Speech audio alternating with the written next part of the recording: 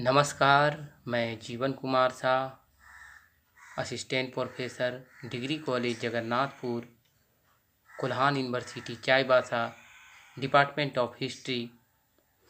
आज मैं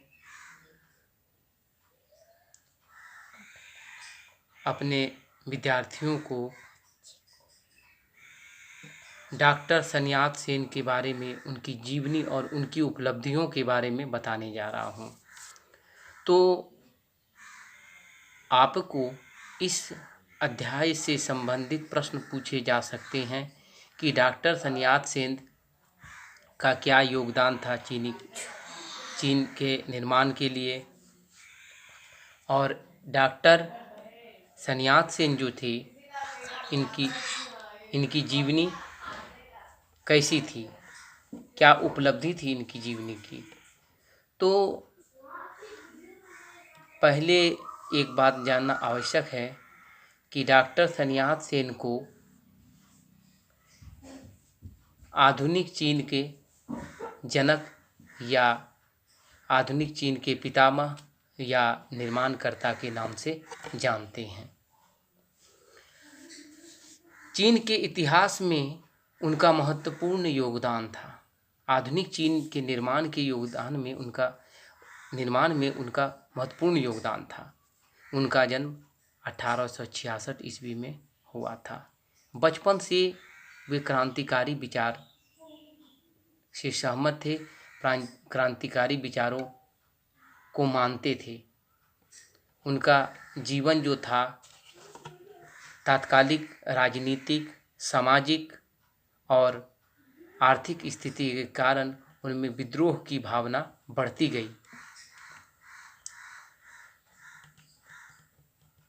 ये उनके दिमाग में घर कर गई कि क्रांति से ही समाज को बदला जा सकता है, और उन्होंने क्रांति की राह को ही अपनाया। उनका यह दृढ़ विश्वास था कि यह सामाजिक, आर्थिक और ये राजनीतिक परिवर्तन की सबसे बड़ा बाधक है चीन में मंचू सरकार, जो पारंपरिक सरकार थी। और ये मंचू सरकार का जिस दिन अंत हो जाएगा, आधुनिक चीन का निर्माण हो जाएगा। उनका यह दृढ़ विश्वास था। जब तक मंचू सरकार रहेगा, चीन वही स्थिति में रहेगी जब वे जन्मे थे, जिस तरह की स्थिति उसने देखा था।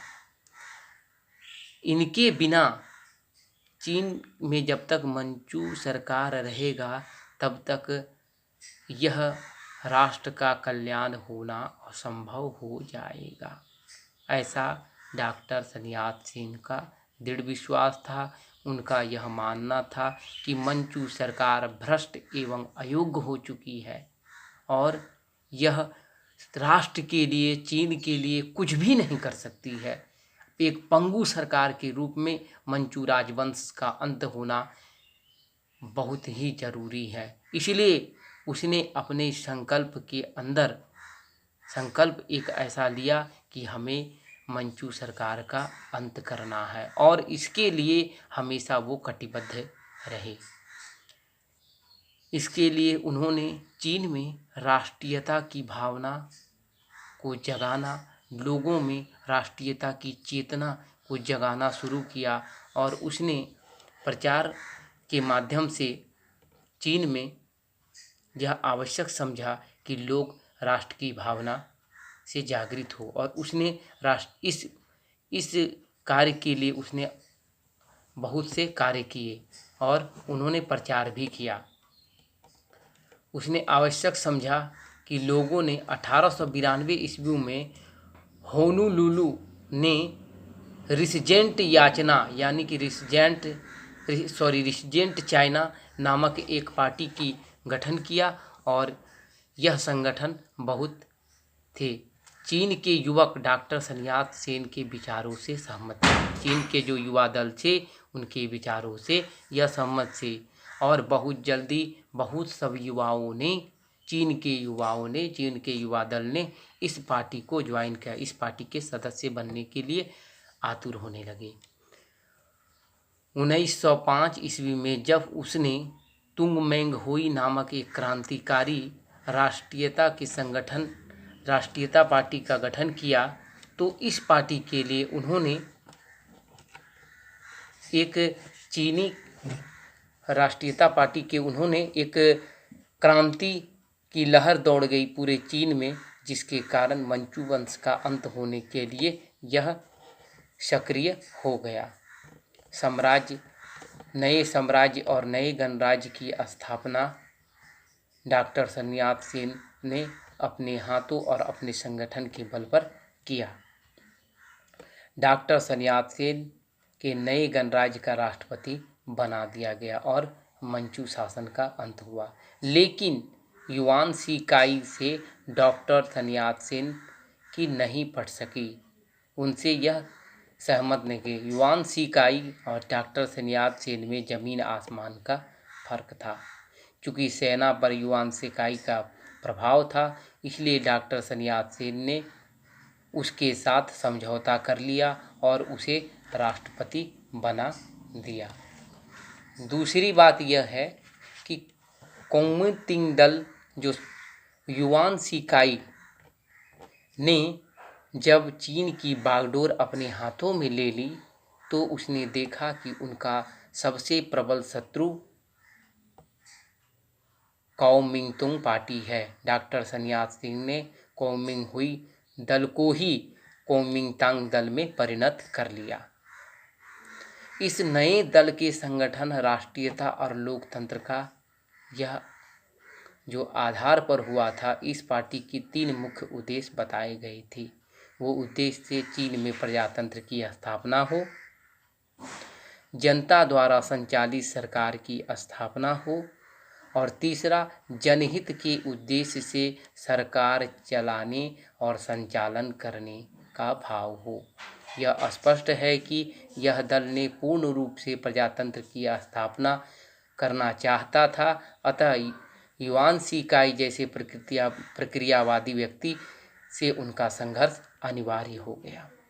नवंबर 1913 ईस्वी में युआन शी काई ने इस दल को गैर कानूनी घोषित कर दिया। इस दल के बहुत से सदस्य गिरफ्तार कर लिए गए। डॉक्टर sun यat-सेन भागकर कैप्टन चले गए। इस प्रकार युआन शी काई कुओमिंतान दल को कुचलने में सफल रहा, जो डॉक्टर sun यat-सेन का था। चीन में 2 सरकारें हुई। 6 जून 1916 में अकस्मात युआन शी काई की मृत्यु हो गई।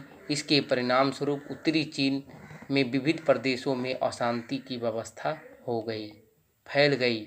डॉक्टर sun यat-सेन ने इस स्थिति का लाभ उठाया। उसने दक्षिणी चीनी में अपनी शक्ति को पुनर्स्थापना किया और कैप्टन को राजधानी बनाकर कुओमिंतान दल की सरकार का गठन किया। यानी वह फिर इस सरकार का गठन कर दिया। कुओमिंतान दल का संगठन कैप्टन की सरकार की स्थापना के उपरांत डॉक्टर sun यat-सेन ने एक नए सिरे से कुओमिंतान दल का गठन किया। उसने रूस के साथ संबंध स्थापित किया और उसने सहायता मांगी।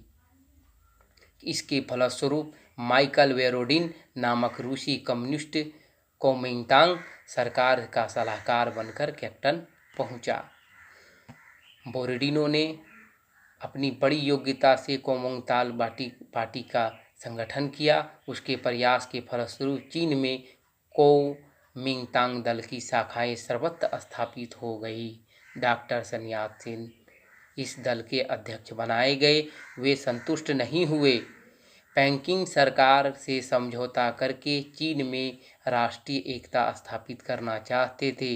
इस उद्देश्य से उन्होंने पेकिंग के लिए प्रस्थान किया, लेकिन अपने इस प्रयत्न में वे सफल नहीं हो सके।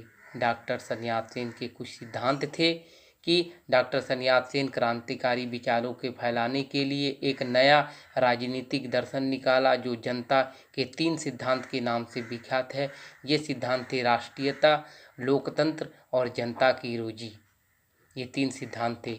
अब डॉक्टर sun यat-सेन को आपको समझना होगा कि इतिहास में उनका क्या योगदान रहा। चीन के राष्ट्रीय इतिहास में डॉक्टर sun यat-सेन का स्थान बहुत ही महत्वपूर्ण था। वे चीन में स्वतंत्रता के जनक माने जाते हैं। उन्होंने अपना सारा जीवन चीन की उन्नति के लिए न्यौछावर कर दिया। वे कुओमिंटान दल के संस्थापक भी थे। जब तक वे जीवित रहे तब तक यह दल काफ़ी संगठित रहा, अपने युग के एक महान व्यक्ति और एक महान नेता साबित हुए। उन्हें एशिया के पिछड़े हुए देशों को नवजागरण का अग्रदूत और चीन के लोकतंत्र का जन्मदाता भी कहा जाता है। उनका नाम आज बहुत आदर से लिया जाता है। उनकी यह सिद्धांत की राष्ट्रीयता में उसने कहा था कि चीन को विदेशी प्रभाव से मुक्त करना जरूरी है। वह चाहते थे कि चीन की जनता में राष्ट्रीयता भावना पैदा हो। लोकतंत्र के वो जनक थे और साम्राज्यवादी व्यवस्था का अंत कर व्यवस्थापिका जनता प्रतिनिधियों के लिए वे कार्य करते थे और उन्हें यह उत्तरदायित्व मंत्रिमंडल के निर्माण के रूप में दिखाई दिया। जनता की रोजी रोटी, अर्थव्यवस्था, गरीब मजदूरों को रक्षा के लिए उन्हें भलाई कर आंदोलन करना उसने उद्देश्यपूर्ण समझा। और डॉक्टर सन्यासी चीन की 3 सीढ़ियाँ बताई थी, परंतु सीढ़ी से सेना की सहायता क्रांतिकारियों के शासन का अधिकार करना था। दूसरी पीढ़ी जनता को राजनीतिक शिक्षा देनी थी, उनमें से अधिकारों और कर्तव्यों के शासन से कार्य करना था। समस्याओं की जानकारी देने की बात तीसरी पीढ़ी के शासन व्यवस्था एवं साधारण कार्य करने के लिए और लोकतंत्र जैसे आदर्श भाव को वह अपने मन में प्रस्फुटित कर लोगों को फैलाया। डॉक्टर सन्यासी न के चीन के एक महान नेता थे, बल्कि पूरे एशिया के लिए वह एक प्रेरणा के स्रोत बन गए। इन्हीं की प्रेरणा के स्रोतों से भारत भी अक्षुण्ण नहीं रहा। और ये डॉक्टर सन्यासी चीन के इतिहास में बड़े आदर के साथ इनका नाम लेना सही मायने में यह सही है। डॉक्टर सन्यासी का योगदान और उनके चीन के इतिहास में भागीदारिता और कैसे वे देश में राष्ट्रीयता की भावना को फैलाए, इसे हम आज समझे। आज के लिए इतना ही। धन्यवाद।